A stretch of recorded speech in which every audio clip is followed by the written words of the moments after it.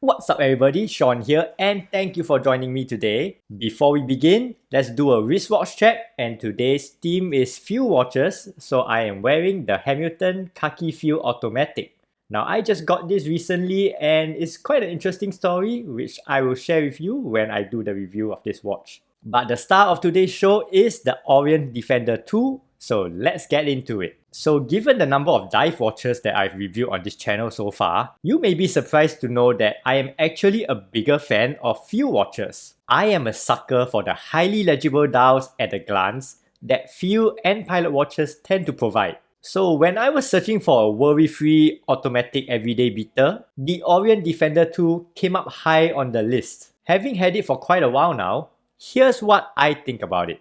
So this watch comes in at a case size of 42.4mm, a lug-to-lug distance of 49.4mm, with a lug width of 22mm. It comes in a thickness of 12.2mm and is made of stainless steel. It features a mineral glass on the top and a plain stainless steel screw caseback. Inside, we have the F6B22 automatic movement that features hacking and hand winding. It has a power reserve of 40 hours and 22 joules with a water resistance of 100 meters. This watch has a list price of 353 Singapore dollars. So the Orient Defender line actually began with the version 1, which was released quite a few years back. This watch featured a unique take on the field watch, utilizing a number of sub-dial complications instead of static printed markers that you would normally find on many other popular field watches. The Defender proved to be a success, but because it ran on the older 46B40 movement that lacked hand winding,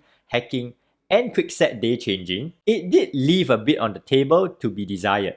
Enter the Defender II. Now this appears to be Orient's response to these issues that are now solved by using the new generation F6B22 movement along with a redesign to the arrangement of the dial. This watch comes in 5 different styles: a blue and green dial steel case version on a metal bracelet, a dark brown dial PVD case version on a green NATO strap, a black dial steel case version on a black NATO strap, and a cream dial steel case version on a leather strap. The one that I am reviewing today is the PVD case version on a green NATO strap, which I purchased myself from Big Time Singapore, so this is not a sponsored review.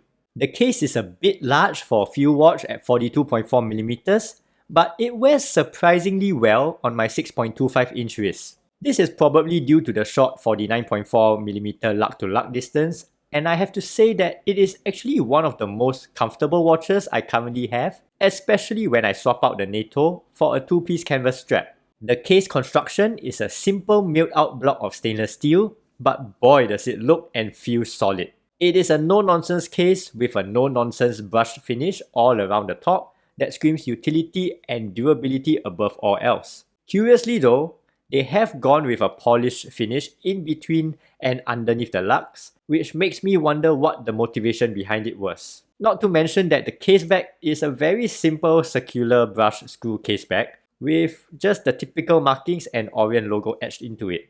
Unlike the caseback is not PVD coated. Now, I am probably not the most careless person around when it comes to watches, but I do still get the odd knock and scrape every now and then, especially around the workshop. Despite this though, the PVD coating on this case has been impressively durable so far, and I've yet to see any signs of wear. Touch wood. The straight sign crown at 3 o'clock is nicely sized and grooved for easy operation with no crown guards to get in the way. It's also nice that they made it a screw-down crown despite only being rated for 100 meters of water resistance. This watch also features a very minimal bezel with a large flat mineral crystal covering the top, showing off the highly utilitarian dial. Now the crystal does extend a bit over the chamfered bezel, and although the edge of the crystal is also chamfered, this might still be something to keep a lookout for. So without a doubt, the dial is one of the most important elements of a field watch, and Orient have gone with a rather unique design here. On the flat matte brown dial, we have big applied rectangle indices all around, except for the travel clock which has 2 trapezoid indices. Printed minute markers with sub-minute marks run in between the indices all the way around. There are no numerals at all for the hours, but the angled rehaul surrounding it does have 5-minute increment markers printed all around. For complications, a simple date window cutout sitting at the 3 o'clock marker is about as conventional as it gets on this watch. We have a large printed 24-hour sub-dial at the 5 o'clock and a smaller day of the week sub-dial at 10 o'clock. The Orient crest is applied between the 1 and 2 o'clock markers with a single line of automatic text beneath it to complete the dial. Now these are essentially the same dial complications as the previous generation Defender, just with a different arrangement. Opinion is still split on which one is better looking, but I personally prefer the new arrangement along with the 3 o'clock crown, as I feel it gives a bit more of a balanced look as opposed to the previous arrangement with the 4 o'clock crown. For the hands, we have long semi-skeletonized hour and minute hands, and a very long second hand with a red tip that extends all the way to the chapter ring, which is very nice to have. Legibility on this dial is excellent, but without any hour numerals and only a 12 o'clock marker to provide orientation, it does need a little bit of getting used to. Now, although Orient does not indicate AR coating on the crystal, because it has a pretty huge viewport, you shouldn't have much trouble reading it even if there are some reflections on it. The lume on this watch is also generously applied on the hands and indices, making it very visible in the dark. However, the longevity of the lume does leave a bit to be desired. Now, I didn't time how long the lume actually lasts, but in my experience, it does start to fade noticeably sooner compared to some of my other two watches, so just take note of that. Inside this watch, we have the F6B22 movement, which is part of Orient's new generation of in-house movements. It features automatic winding, hand winding, and hacking, along with the other complications that we discussed earlier. Really nothing much to say about it, except that it is a solid performer in this price range with a rated accuracy of -15 to +25 seconds per day. The impressive thing about it though is that when mine is placed in the 12 o'clock up position, this is actually the most accurate watch I have in my collection, running at around +0.5 to +1 second per day. It comes on a green nylon NATO strap with matching PVD hardware and a signed buckle, very similar to the Triton that I reviewed previously.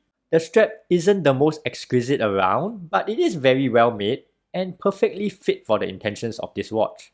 I do, however, think that this watch is kind of a strap monster, and I really enjoy wearing it on the two-piece canvas khaki strap that I ordered from Nomad Watchworks. Nomad Watchworks are not sponsoring this video, but I do think that this is a great strap and I would recommend checking it out. This pairing makes this watch easily one of the most, if not the most comfortable watches that I currently have in my collection, as well as the most field-like looking of the bunch.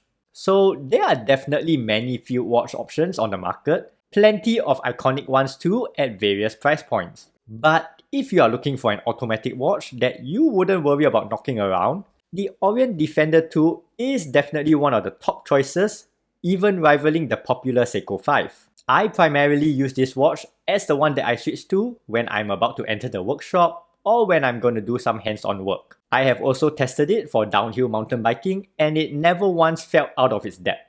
At a very affordable price for an automatic field watch, and with a case that is so plain yet beefy looking at the same time, that even adding a few scuffs to it would almost certainly enhance the way it looks, it is hard to overlook this watch if you are looking for a reliable everyday beater. And that wraps up today's review. If you like this video and would like to see more like it, please consider liking and subscribing to the channel, and I will see you in the next one.